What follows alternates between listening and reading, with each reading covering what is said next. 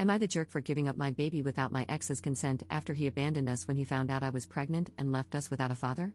Posted by you/much comment 1327. I, 32F, had a baby boy when I was 16. Yes, I know how that sounds. No, we weren't careful. Judge me all you want on that front, I've dealt with that for years.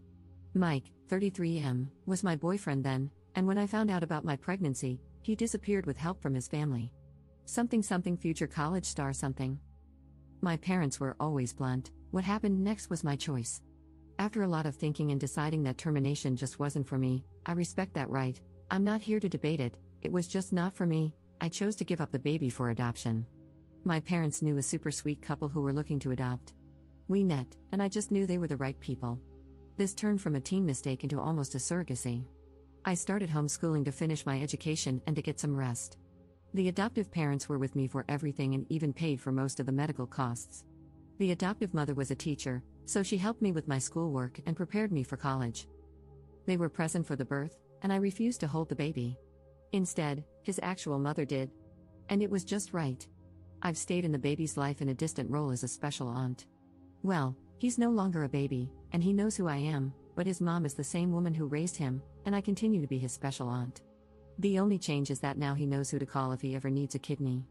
His sense of humor is like mine, go figure. We talk maybe once in a blue moon, which, in all honesty, is for the best. He's happy, and I don't regret giving him up so he could have a happy life. For my part, I married 6 years ago.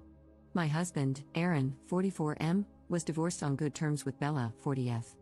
They have 2 children together, a boy who is 16 and a girl who is 19. Aaron made it clear from the start that his kids' approval was important and that Bella would always be part of his life. Not as a spouse, but as a friend and the mother of his children. I also told both Bella and him about my teen pregnancy. As for the kids, my stepdaughter and I get along well.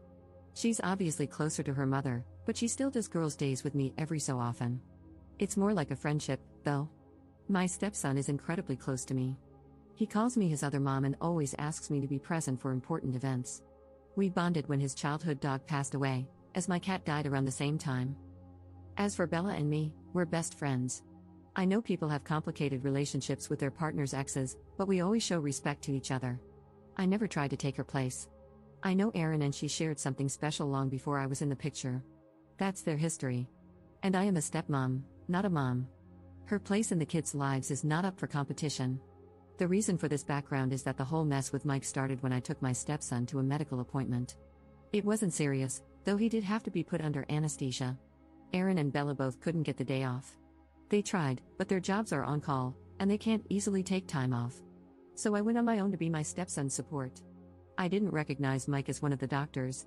His first and last names are incredibly common, and it had been years. Not to mention, my priority was being there for my stepson, everything else was secondary.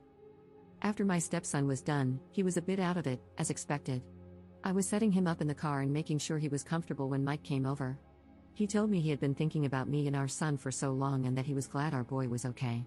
It really took me a few minutes for my brain to process what was going on, and he kept rambling about apologies and how he wasn't ready to be a father. Blah blah blah. Eventually, I just sighed and loudly said, "This is not the baby I was pregnant with." I gave him up for adoption after I gave birth. I am a stepmother. My loopy stepson chimed in with, "Other mom." I had to hold back a smirk, to be honest. Mike was stunned by that, which gave me time to catch him up on the important details. I gave up the baby, he knows what happened and why I gave him up. I married a man with 2 children, I am happy, and I don't want Mike in my life. And no, I won't give him contact information for the adoptive family. He is 16 years too late. That was the end of it, and I got into my car to take my stepson home to rest. Since then, Mike found me on social media and has been spreading a sob story about me denying him the chance to be a father.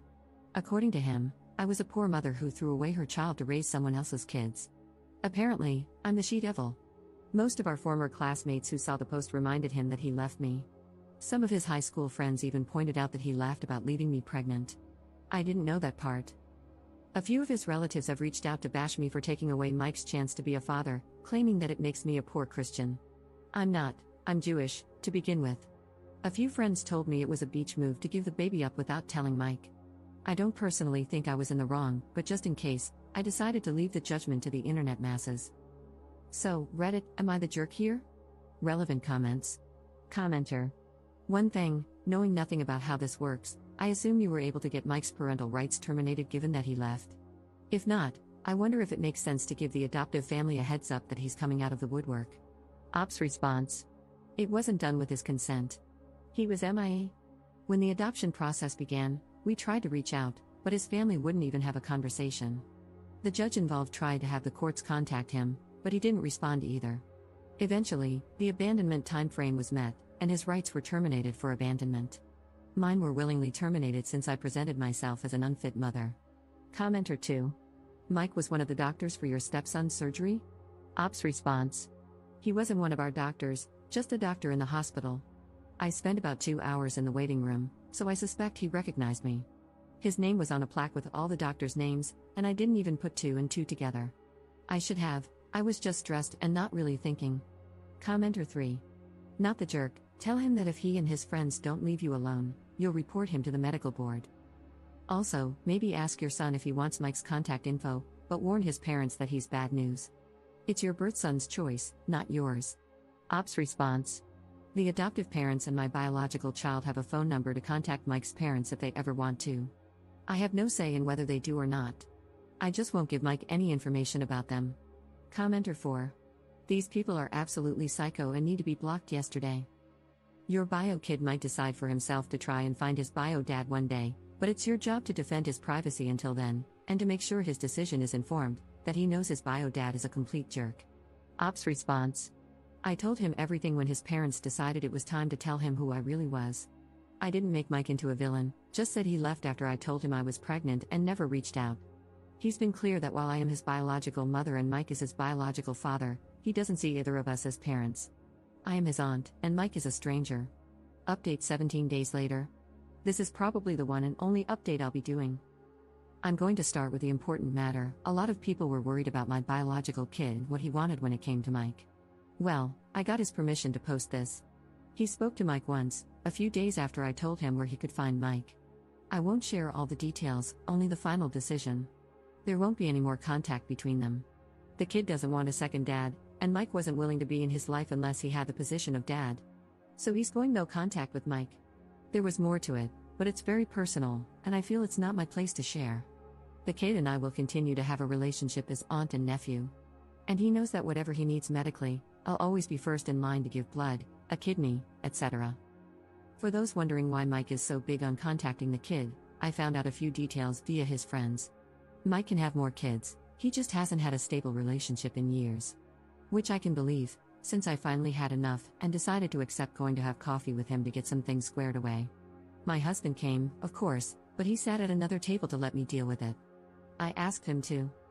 The conversation was a dumpster fire, to be honest. Mike brought me flowers and chocolate-covered strawberries, my old favorites.